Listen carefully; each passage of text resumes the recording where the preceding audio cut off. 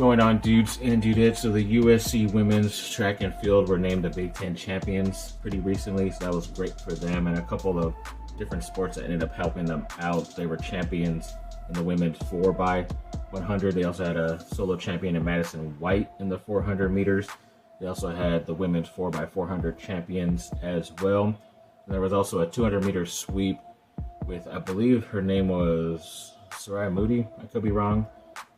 Just Mod 04 and Dejaz DeFran. They even had a fourth in Jasani Carter just in case. So they had the sweep in the 200 meters. And then there's the list of the all Big Ten first team, second team, and freshman team as well. And then on the men's side, they also had a champion in William Jones on the 400 meters.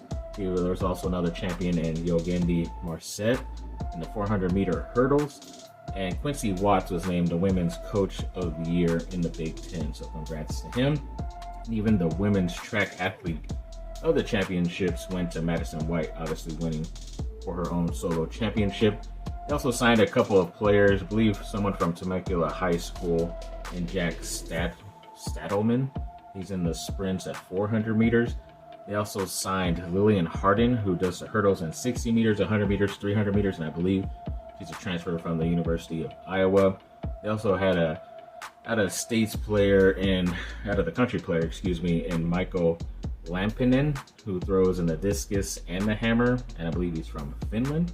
And then they had a U.S. women's national team invitation in Edra Bello on the women's soccer team.